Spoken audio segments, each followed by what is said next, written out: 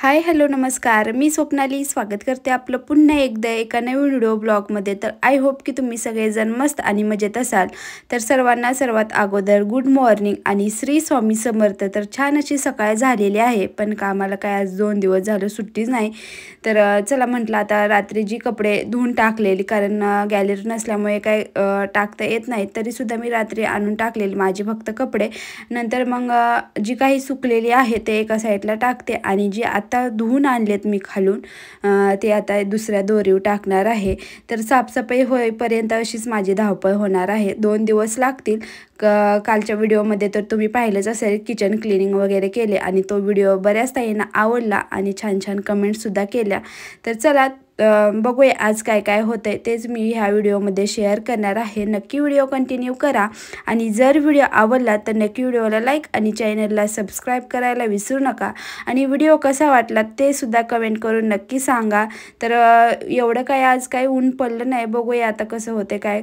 2 दिवस चांगलं ऊन पडलं की चांगली कपडेसुद्धा सुकून निघतील, बघूया आता जे जाड कपडे होते ते दोरीवर टाकलेत, पॅन्टी वगैरे अजून खूप सारे कपडे आहेत, पण ते वर मी धुवून आणून वरती वाळू घालते, कारण एवढी पण जागा नाही आणि पाण्याचा सुद्धा खूप प्रॉब्लेम आहे, त्यासाठी एकदम अशी धुता येत नाहीत। ही सुकले की दुसरी आणून टाकते आणि हे एका साईडला ठेवते इथं टेरेसला, कारण घराचे अजून काय बेडरूम वगैरे साफ क्लीन केलं नाही, त्यासाठी टेरेसवरूनच नंतर मग एकदम अशी कपडे मी खाली नेते।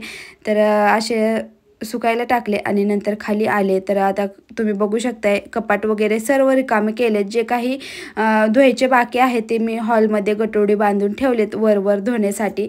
तर आता कपाट मी सारत होते, कारण कपाटामागं खूप धूळ होती, जाळ्या वगैरे झालत्या, बऱ्याच दिवस झालं मी कपाटसुद्धा सारलं नव्हतं। आणि अशाच टायमिंगला नवरात्री म्हणजे दसऱ्याची साफसफाई तेव्हा व्यवस्थित असं आपलं घर क्लीन होतं, कारण एक ना एक आपण कानाकोपरा कपडे भांडी सर्व व्यवस्थित असं करतो, त्यामुळे वेळ पण लागतो पण घर एकदम साफ होतं, काहीसुद्धा राहत नाही। तर आता तुम्ही म्हणता बेडशीट वगैरे काढली नाही का, तर म्हटलं आता बेडशीट काढली तर गादीव सर्व जी काही धूळ वगैरे आहे ती गादीव पडेल आणि नंतर मग गादी वगैरे झाडायची आणि पॉसिबलच नाही, त्यासाठी मी म्हटलं बेडशीट काय धुवावीच लागणार आहे, त्यासाठी मी बेडशीट काढली नाही आणि सर्व जाळ्या वगैरे व्यवस्थित अशा झाडून काढल्या। हा झाडू खूप उपयोगी पडला मला आणि व्यवस्थित अशा जाळ्यासुद्धा निघाल्या।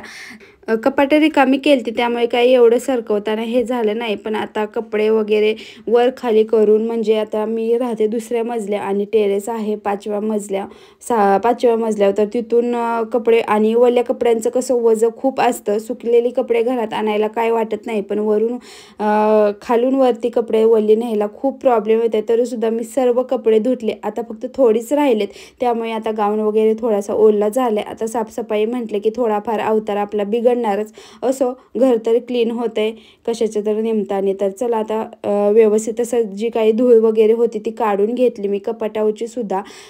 सर्व अगोदर मी जाळ्या काढून घेते आणि नंतर मग सर्व जाळ्या काढून घर वगैरे झाडून घेणार आणि नंतर जे काही पुसायचं आहे ते पुसून घेणार, कारण जाळ्या काढल्यानंतरच व्यवस्थित असं पुसता येतं। कपाटसुद्धा मला पुसायचं आहे, तर मी इथं बघत होती ह्या साईडला कपाट बसते की, कारण जागासुद्धा खूप शिल्लक राहत होती, पण व्यवस्थित असं बसतच नव्हतं, थोडीशी जागा कमी पडत होती। अजून छोटं कपाट असताना व्यवस्थित असं बसलं असतं त्या भिंतीला। त्यानंतर मी भिंती पुसायला घेतल्या, तर भिंती पुसल्यानंतर ही मी कुशनसुद्धा व्यवस्थित असं पुसलं, तर बघू शकताय पुसल्यानंतर किती छान असं दिसतंय। आणि व्हिडिओ शूट करत होते आणि स्कूलमधून आल्यानंतर तिचं जे काही आवरलं आणि ती म्हटली मम्मी मी व्हिडिओ शूट करते, तू काय करते, आणि तिथं बोललेली सुद्धा, पण टीव्हीचा आवाजामुळे मी इथं व्हॉइस ओव्हर केलेला आहे। तर बघू शकताय छान असं घर आपलं क्लीन आणि चकाचक झालेलं आहे। बेडरूम आता हॉल राहिला, हॉलमध्ये तुम्हाला पसारा दाखवते, खूप पसारा पडलाय, कारण बेडरूम छोटा असल्यामुळे जे काही आणि क्लिनिंग करायचं होतं, त्यामुळे जेवढा काही पसारा होता तेवढा मी हॉलमध्ये नेऊन ठेवला आणि हे सर्व व्यवस्थित असं पुसून वगैरे घेतले। तर कशी वाटली क्लिनिंग नक्की कमेंट करून सांगा।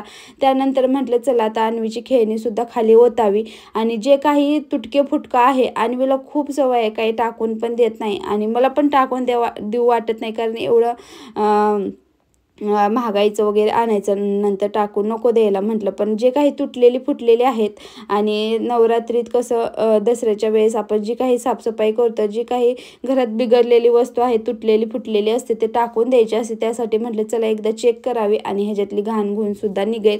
तर अन्वी म्हणत होती मम्मी हे ठेव. आता तुम्ही म्हणचाल अन्वीने हे काय घातलेलं आहे, तर तो माझा टी-शर्ट अन्वीने वेअर केलता, कारण तिची सर्व मी कपडे टेरेसवर धुवून टाकलेली आणि घरात एक पण कपडा नव्हता. तर तिला घालाय स्कूलमधून आल्यावर काहीच नव्हतं. तर म्हटलं हे घाल आता थोड्या वेळ, नंतर सुकल्यानंतर मग तुझे ड्रेस घाल. तर हे करून घेते. अन्वीचं चालेल मम्मी हे नको ग टाकू, ते नको ग टाकू, हे मला लागतं. आणि खेळत तर नाही, कधीतरी महिन्यातनं एकदा दोनदा खेळत असेल, कारण तिच्यासोबत खेळायला असं लहान कोणच नाही इथं. तर बघू शकताय मी जे फ्लावर पॉट आहे ते सुद्धा धुवून ठेवलेत, चांगले सुकतील. आणि आता हे सर्व एका साईडला भंगार आहे ते देण्यासाठी ठेवले. तर आता हॉलचं रिकामं केलं आहे. आता हॉल मला पुसून घ्यायचा आहे. तर अगोदर म्हटलं फ्रेश व्हावं, कारण भूकसुद्धा लागली. थोडासा चहा पिले, नाही म्हटलं तर आता 5 वाजलेत. आणि आता हे सर्व मी पुसून घेते हॉल, आणि कपडेसुद्धा चेंज केलेत, कारण 2 वेळा मी कपडे ओली कपडे म्हणजे धुवून वरती टेरेसला नेले, तेव्हा खूप माझा गाऊन ओला झाला आणि नंतर मग मला त्यांनी चालतासुद्धा येत नव्हतं. त्यासाठी म्हटलं अगोदर चेंज करावे आणि नंतरच मग बाकीचं करावं, कारण ओलं असलं की पडायची भीती असते त्यासाठी. तर आता हॉलसुद्धा मी व्यवस्थित असा पुसून घेते आणि पुसल्यानंतर बघा किती छान एकदम क्लीन होते. आणि हे डस्टरचा पेंट असल्यामुळे अजिबात त्याला काही डाग वगैरे चिटकत नाहीत, अगदी व्यवस्थित असं निघते. तर आता मी ओला कपडा घेऊन ते पुसत होते.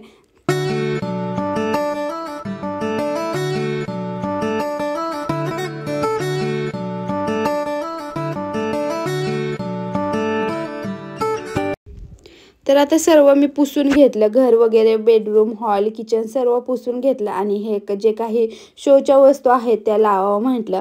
आणि जे फ्लॉवर पॉटसुद्धा धुतलेले ते सुद्धा वरती टी व्ही युनिटवर ठेवावे. अन्वी मला हेल्प करत होती. तर हा अन्वीचा जो नाईट सूट आहे ना, तो मी मिशोवरून मागवला आहे आणि तो आत्ताच आलता. तर अन्वी म्हटले मी ट्राय करून बघते बसतोय की नाही, तर ती घातलेला आहे.